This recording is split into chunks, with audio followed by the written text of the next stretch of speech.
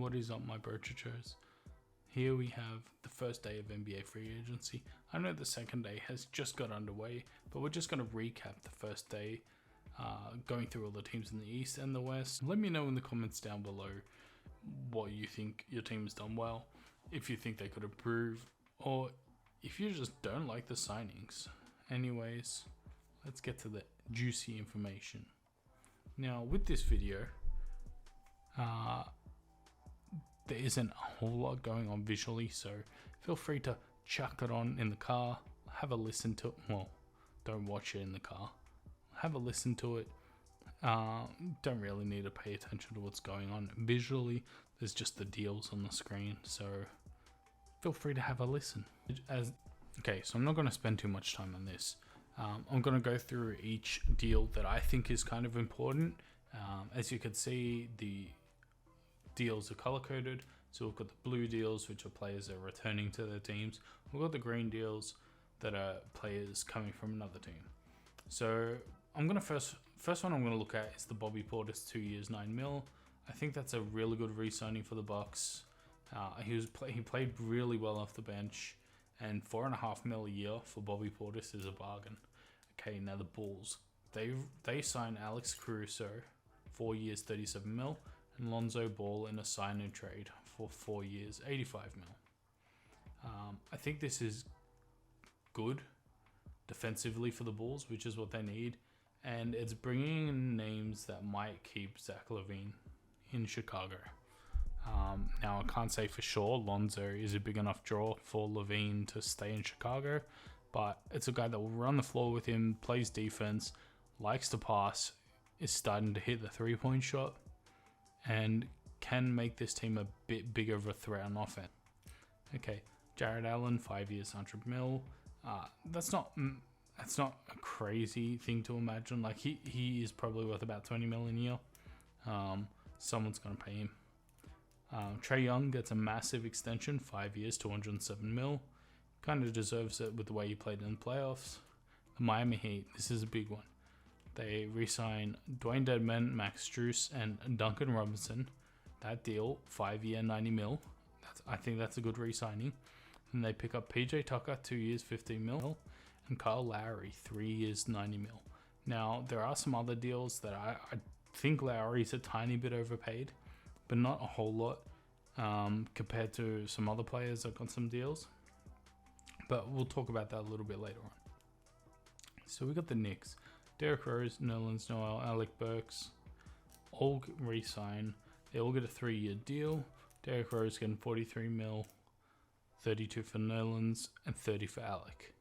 And then I'm not a massive fan of this one, but they signed Evan Fournier 4 years, $78 million.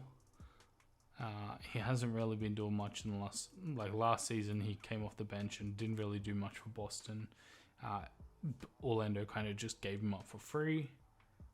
I don't know if that's a good signing, but it might might give him a trade piece later on. Who knows? Blake Griffin re-signing with the Nets. Torrey Craig, 2 years, $10 million. I thought he would get a little bit more on the market, but he signs with the Pacers. Maybe he wanted to go to the Pacers. Who knows? TJ McConnell, 4 years, $35 million. Nothing crazy. He's probably worth about that much. The Pistons bring in 3 new players. Trey Lyles, Corey Joseph, Kelly Olynyk. Nothing that's gonna bring them. It's not gonna make the team heaps better, but it is some veteran leadership, especially having the number 1 draft pick in Cade Cunningham. They might need it. Who knows? And then you got Raptors, Gary Trent Jr., 3 years, $54 million. I think that's pretty good for Gary Trent Jr. Raptors aren't paying someone a massive amount of money like they would have with Norman Powell, but Gary Trent Jr. still puts up numbers, just nowhere near as good defensively.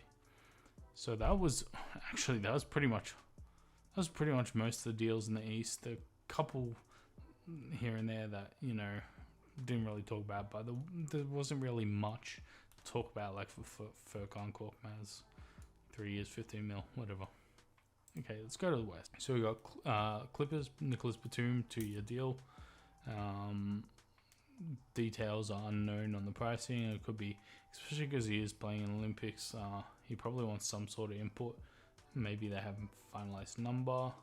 Mike Conley re-signs with the Jazz, 3 years, 68 mil, and this is the one I was talking about. So there's another point guard who gets re-signed for the Suns, who gets the same amount as Kyle Lowry, which I'd agree he's worth more. But then you got Mike Conley, who's a little bit worse than Lowry. He's getting 22 million less. Who I think Mike Conley's a little bit younger. He's a little bit worse, but you're getting a decent deal out of it in the Jazz's perspective, where they could trade it. Like, that's a very tradable contract, and he's a decent player. Okay, Kings, nothing, like, they don't get better and they don't really get worse with these signings. They bring in Alex Len, who probably won't play much.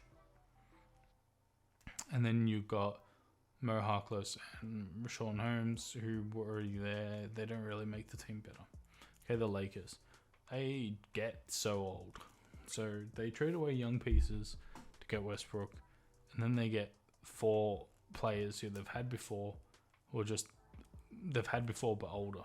So they're bringing Kent Bazemore for a year, Wayne Ellington for a year, Trevor Ariza for a year, and Dwight Howard agreed to sign now. Once again, this could be like the DeAndre Jordan situation where he decides to go somewhere else. Actually, at the end of the championship season, Dwight said he's coming back to LA, and then he went to Philly. So he might not go to LA. We don't know. Until the contract is signed, I don't know what Dwight. Mavericks, they bring in 2 new players, Reggie Bullock, 3 years, 30 mil, and Sterling Brown. Re-signed Tim Hardaway Jr. I think that's good for Dallas. Putting another shooter around Luka is always going to work. Having extra shooters around a ball-dominant player is smart. Okay, Denver. They signed Jeff Green, 2 years, 10 mil. He's a vet that has played on so many teams, and just a lot of teams will want him. So I think that's a good signing. They bring back Austin Rivers, Will Barton, and JaMychal Green. I think Will Barton's a pretty good deal. 2 years, 32 mil. That's pretty good for Will Barton. He can get you like 12 to 15 off the bench if he's healthy. The Pelicans, Devontae Graham, 4 years, 47 mil. Pretty sure it's a sign and trade for a 2nd round pick. Going back to Hornets, I'm not too sure exactly. I think that's what it was. Garrett Temple in a sign and trade. There's also Thomas Satoransky's on the list as well. Thomas Satoransky's on that sign and trade. And I think a 2nd round pick might be going to the Pelicans for Lonzo. We've got Rockets, Daniel Tice, 4 years, 36 mil. It still means the Rockets are going to be a bottom 2 team in the West, probably worst. I don't see any team in the West being worse than them, unless John Wall just has an amazing season. Spurs, no news on DeMar DeRozan yet, but Zach Collins and Doug McDermott signed there. Got the Suns, JaVale McGee, an extra year. Chris Paul, 4 years, 120 mil. So it's essentially the same amount of money as Kyle Lowry, but I think a much, much, much better player. They bring back Campaign, 3 years, 19 mil. It's a pretty cheap deal. Campaign played well when Chris Paul was out in the playoffs. So I think this is good for the Suns and good for a guy who was nearly out of the league, or who was out of the league. Thunder, Mike Muscala resigns, 2 years, 7 mil, nothing crazy. Shai Gilgeous-Alexander, 5 year, 172 mil extension. I think that's huge. I think that makes there is a what's it called? There is a $30 million bonus if Shai can make an All-NBA team, which is definitely possible. He should have been an All-Star. He probably will be an All-Star in the next 5 years, so he probably will get an extra $30 million.